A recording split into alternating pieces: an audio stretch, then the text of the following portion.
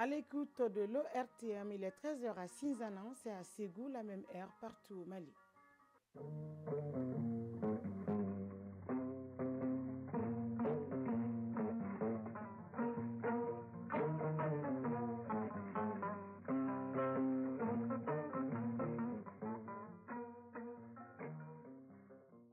Le journal Aïssata Saliou Maïga. Mesdames et messieurs, bonjour et merci de choisir Radio Mali pour vous informer. Maliens et Camerounais sont en conclave autour de l'accord signé en septembre 2015 sur la circulation des personnes et des biens.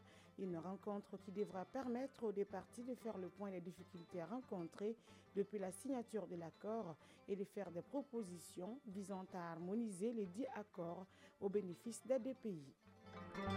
Au total, 114 auditeurs de justice sont concernés par la rentrée solennelle de l'Institut national de formation judiciaire. La formation vise à mieux outiller les auditeurs de justice. Une cérémonie présidée par le ministre de la Justice, des Droits de l'Homme, garde des Sceaux. Les autorités de la transition réaffirment leur soutien à la Comatex, compagnie malienne des textiles, à travers le ministère en charge de la promotion de la femme qui a confié la production des pagnes du 8 mars prochain à l'entreprise.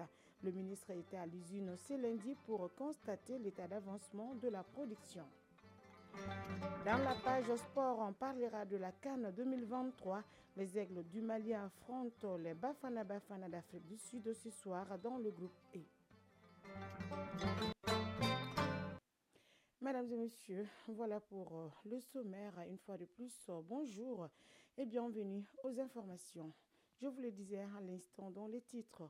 Le ministre de la Justice, des Droits de l'Homme, garde des Sceaux, a présidé hier la rentrée solennelle des auditeurs de justice.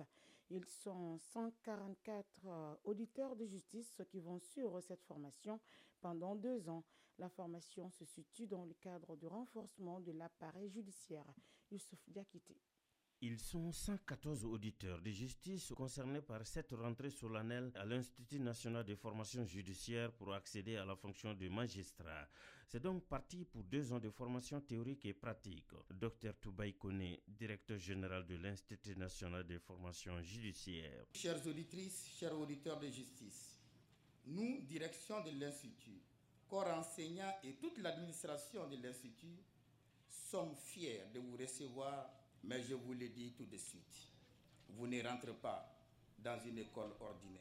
De même que les raisons qui vous poussent à intégrer cette école, j'ose l'espérer, ne sont pas ordinaires. Djibrila Maïga, directeur national de l'administration de la justice. De mémoire de magistrat, je ne me rappelle pas que notre département ait pu recruter un contingent de 100 auditeurs de justice. C'est une première au Mali. Cette journée est particulière. Elle constitue bien sûr pour vous un moment de réjouissance, mais aussi elle est également et surtout un moment solennel, puisque vous vous apprêtez à prêter serment et à rejoindre l'institution judiciaire. C'était l'occasion de présenter la leçon inaugurale basée essentiellement sur l'éthique et la déontologie de la fonction de magistrat par un expert de la justice en la personne du président de la Cour suprême, le Dr Fatoma Tera. Si vous entrez dans la magistrature avec des parcours variés et des motivations différentes, vous y entrez d'abord et avant tout parce que vous avez été jugé apte à devenir de bons magistrats. Le ministre de la Justice, des Droits de l'Homme, garde des Sceaux, n'a pas manqué de manifester sa satisfaction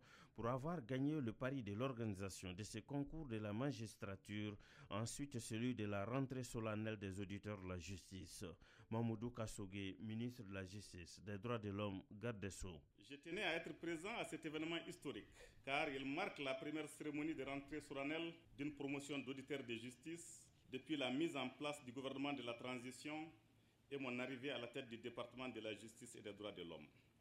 Les auditeurs de justice de cette promotion 2024-2026, qui constitue également la première promotion à effectuer le service militaire depuis la restauration du service national des jeunes en 2016, ont été recrutés dans des conditions qui ont unanimement été saluées pour la transparence, la fiabilité, la sincérité et la moralité qui ont caractérisé l'organisation du concours. Les ministres et sa suite ont ensuite saisi l'occasion pour visiter le nouvel amphithéâtre de l'Institut national de formation judiciaire.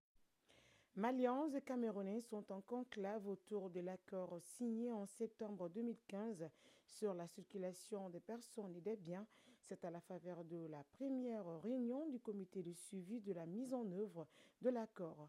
C'est ainsi qu'ils devront faire le point des difficultés rencontrées par les ressortissants des deux pays depuis la signature de l'accord, faire des propositions concrètes visant à concilier l'accord avec le visa électronique récemment instauré par le Cameroun.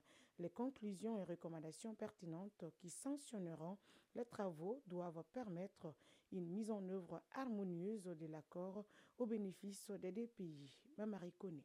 Après près d'une décennie de mise en œuvre, Maliens et Camerounais se retrouvent pour évaluer la mise en œuvre de l'accord sur la circulation des personnes et des biens. Une occasion pour les deux parties de proposer des solutions aux difficultés et aux problèmes rencontrés. Seydou Koulibaly, secrétaire général du ministère des Affaires étrangères et de la coopération internationale. Faire des propositions tendant à concilier l'accord avec le visa électronique instauré par les autorités camerounaises, mais également d'évaluer la situation générale des ressortissants maliens et camerounais de part et d'autre.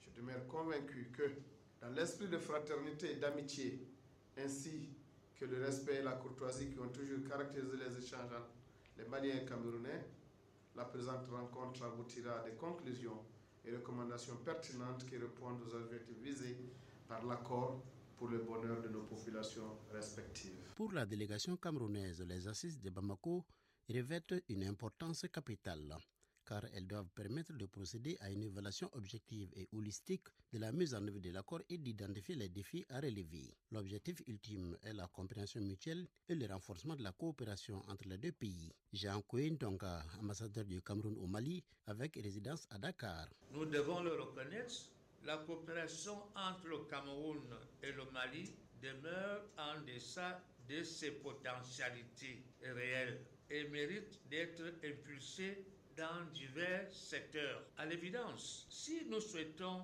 la hisser au niveau de ses potentialités, la nécessité de la mise en œuvre de l'accord portant création de la Grande Commission mixte, signée à Yaoundé le 12 mai 2009, s'impose à nous. Il apparaît dès lors nécessaire pour les deux parties d'envisager la tenue de la première session de cette importante instance bilatérale de concertation. La rencontre a rendu un vibrant hommage au président Modibo Keïta et Amadou Ahidjo, animés d'une vision panafricaniste et d'un esprit de solidarité qui ont posé les jalons d'une grande amitié entre le Mali et le Cameroun à travers la conclusion d'une convention en mai 1964 à Bamako. Aujourd'hui, la flamme est maintenue par le président Paul Biya du Cameroun et le colonel Assimi Goïta du Mali. On note la présence à la rencontre de 3 jours du consul général du Mali à Douala, Mme Sey Mariam Traoré. Autre titre de ce journal, les autorités de la transition poursuivent leur soutien à la Comatex, compagnie malienne des textiles. Le ministre de la Promotion de la Femme, de l'Enfant et de la Famille a confié la production des pagnes du 8 mars prochain à l'entreprise textile. Le ministre était à l'usine ce lundi pour constater l'état d'avancement de la confection de ces pagnes. Cette visite du ministre Koulibaly Mariam Maïga s'inscrit en marge de la célébration de la Journée nationale de la souveraineté. Retrouvez les détails avec Ramata Konaté depuis Ségou. Les commandes nationales aux entreprises nationales. Le ministère de la Promotion de la Femme, de l'Enfant et de la Famille s'inscrit dans cette dynamique après la relance de la Comatex. L'entreprise est en train de produire les pagnes du prochain 8 mars. Pour s'enquérir de l'état d'avancement de la confection de ces pagnes, tant prisées par les femmes, le chef du département de la promotion de la femme se rend à l'usine. Koulibaly Mariam Maïga. Nous sommes aujourd'hui au niveau de la Comatex pour montrer à toutes les femmes du Mali que très bientôt elles seront en possession de ces pagnes-là. Il y a de cela une année, les autorités de la transition étaient passées ici et avaient donné la relance de la compagnie malienne de la textile. Et on fait la promesse au peuple malien que tout sera fait pour que cette usine puisse tenir sur pied. Et une année après, nous sommes là pour nous imprégner de l'état d'avancement de la production des pagnes du 8 mars. Derrière ça, il ne peut avoir que de la joie et de la fierté. C'est l'une des grosses commandes nationales après la relance de la Comatex le 13 juin dernier par le président de la transition, colonel Assimi Goïta, d'où le sentiment de joie des responsables de cette entreprise textile. Issa Sangari, directeur général de la Comatex. Le fait de recevoir cette commande, ça apporte ce qu'on appelle une garantie et une assurance au niveau de la production, parce qu'on est sûr et certain qu'on a l'accompagnement des départements de la promotion de la femme et de l'enfant. Pour la concurrence déloyale, tout ce que je demande, c'est vraiment pragmatique. Il faut interdire carrément l'importation des tissus similaires. Cette commande et bien d'autres, soutenues par la stratégie Consommer malien, pourront permettre de fructifier la Comatex au bonheur des Maliens. Tsegou Ramata Konate et Bassi Traoré pour l'ORTM. Restons toujours à Ségou où la douane vient de saisir 15 tonnes de cyanure de sodium. La saisie a été opérée au poste de Sekoro en allant vers Bamako. Le produit a été dissimulé dans un camion rempli de bananes. On fait le point avec Kandé Silla. 15 tonnes de cyanure savamment dissimulées avec des bananes douces saisies par la douane de Ségou. Le camion de 10 tonnes contenant le produit a été immobilisé au poste de contrôle de Sekoro en allant vers Bamako. Commandant Alassane Sissoko, inspecteur de douane Ségou. J'étais au poste de contrôle de Sekoro. Quand je voyais venir matinalement en tout à lire le véhicule en question, l'intuition m'a fait procéder à l'injonction d'arrêt. Je vois la quantité de bananes qui se trouve dans son véhicule. Quand on essaie de voir un peu, ça ne peut pas couvrir le chargement parce qu'il a quitté Koutchala pour Bamako. Donc c'est ce qui m'a poussé à fouiller. Les premières fouilles m'ont permis de découvrir déjà des sacs de cyanure dissimulés sous des bananes. Ça a permis maintenant de trouver sous ces bananes-là à peu près 300 sacs de cyanure. Chaque sac pèse 50 kg, qui fait environ 15 tonnes. Au-delà de l'aspect frauduleux de ce produit, la cyanure représente un véritable danger pour les populations.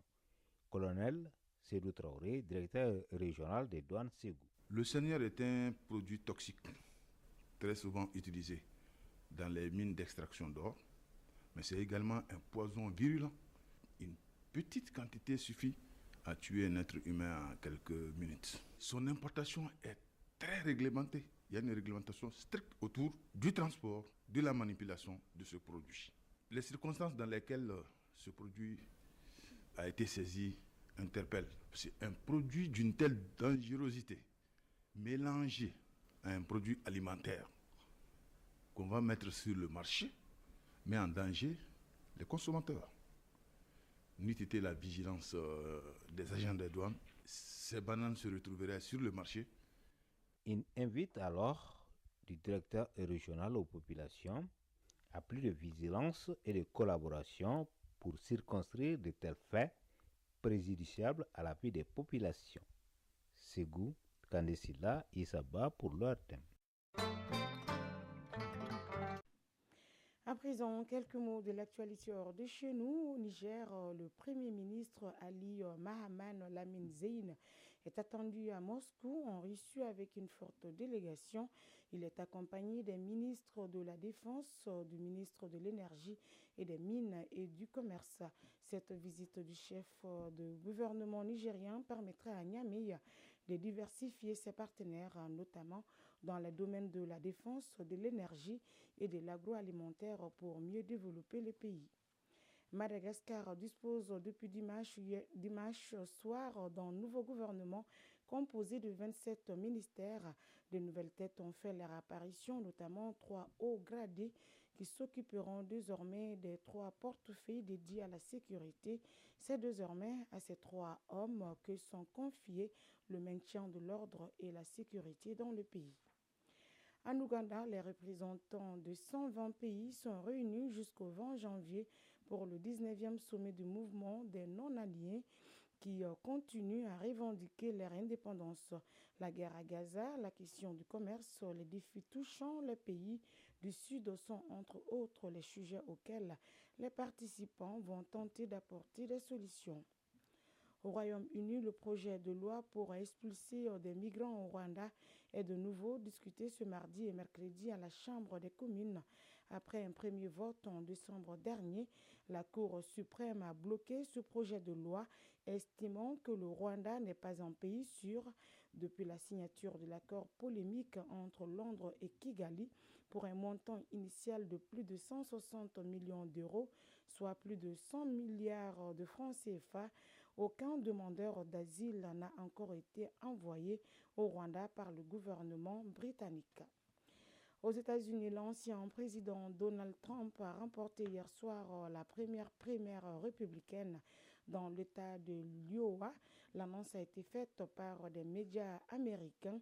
Cette victoire de Donald Trump lui donne l'opportunité de consolider son statut de grand favori de la droite pour la présidentielle de novembre 2024.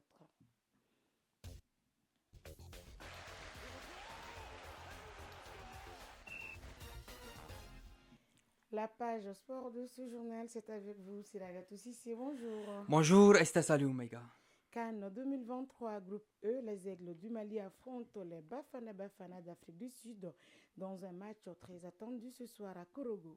Oui, le coup d'envoi est prévu à 20h. Ce sera la 5e opposition entre les Aigles du Mali et les Bafana d'Afrique du Sud, la 3e en Coupe d'Afrique des Nations. Les deux dernières ont tourné à l'avantage des Maliens.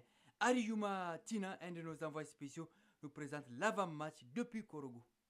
Les Aigles du Mali QV 2024 sous la houlette du technicien Iris Kouchel s'apprêtent à aborder en Côte d'Ivoire leur premier match de la 34e CAN dans de très bonnes dispositions mentales et physiques. Amari Traoré, capitaine des Aigles du Mali. On a amené à rêver quand on est gamin, défendre les couleurs de son pays, représenter son pays. C'est une fierté, donc il n'y a pas de pression négative ou quoi que ce soit. On prend cette pression-là positivement et voilà, on va tout donner pour rendre fier la nation. Iris Kouchel, sélectionneur national.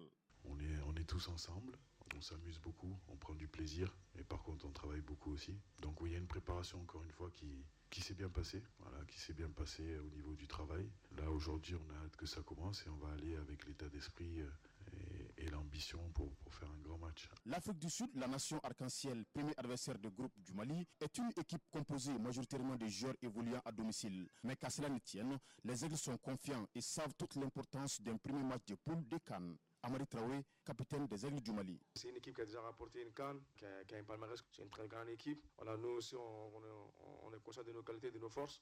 Donc ça va être un très bon match pour le football africain. Et on est prêt à entamer le match. Dans le camp des Aigles du Mali, seul Mohamed Kamara est incertain. Sinon, le sélectionneur national Iris Kouchel, qui s'apprête à faire son baptême du feu lors d'une phase finale de Coupe d'Afrique des Nations, pourra compter sur le reste de son groupe face à l'Afrique du Sud ce mardi au stade Amadou Gon Coulibaly de Korogo, un stade flambant neuf d'une capacité de 20 000 places. Korogo, Aridjouma Tina, Fotiki Tunkara Abdul Salam Bambara, Aruna Diarra, Amal Landouré pour l'ORTM. A retenu que les Aigles du Mali en Cannes n'ont jamais perdu leur premier match en 12 participations. La 13e est en cours. L'Afrique du Sud n'a jamais gagné le Mali lors de leur dernier face-à-face en Cannes. Les Sud-Africains n'ont gagné qu'une seule fois, mais en amical le 13 octobre 2019 à Port-Elizabeth. Ce Mali-Afrique du Sud sera officié par l'arbitre égyptien Mohamed Adel, 45 ans. Dans ce groupe E, à partir de 17h, la Tunisie se mesurera à la Namibie, toujours au stade Amadou Gon Coulibaly de Korogo. Dans quelques minutes, place au match entre le Burkina Faso et la Mauritanie dans le groupe D. Oui, ce sera au stade de la paix de Bouaké à partir de 14h. Les étalons de Burkina Faso et les Mourabitoun de la Mauritanie sont à l'échauffement. Ce sera la première fois que les deux équipes se croisent en phase finale de CAN. Le Burkina Faso et la Mauritanie n'ont jamais remporté leur premier match. Pire, la Mauritanie n'a jusque-là gagné un match en CAN. Les hommes à surveiller des deux côtés sont des attaquants Dango Ouattara du Burkina Faso et Aboubakar Kamara de la Mauritanie. Hier, le Sénégal, le Cameroun et l'Algérie ont connu de fortunes diverses dans leurs groupes respectifs. Tout à fait. L'Algérie, en ouverture du groupe D, a été accrochée 1-1 par l'Angola. Le Sénégal, tenant du titre, a cartonné la Gambie 3-0. Le Cameroun et la Guinée se sont neutralisés 1 but partout dans le groupe C. On l'a appris en début de matinée, l'AS Roman Limoges, le technicien portugais José Mourinho. Les mauvais résultats enregistrés par l'AS Roma en Série A et en Coupe d'Italie sont la goutte d'eau de trop. Après 20 journées, l'AS Roma est 9e au classement précédé de l'élimination en Coupe d'Italie. Mourinho, arrivé en 2021 sur le banc, est parvenu au sacre en Ligue Europa Conférence et une finale perdue en Ligue Europa. José Mourinho, surnommé le Special One, est passé par Benfica Lisbonne, l'FC Porto, Chelsea, l'Inter Milan, le Real Madrid, Manchester United et Tottenham. Dans chacun de ces clubs cités, la 3e année de trop est fatale.